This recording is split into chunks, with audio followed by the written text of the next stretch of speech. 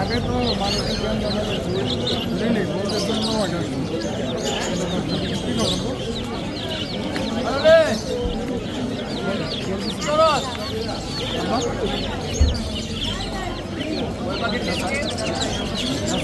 আপনি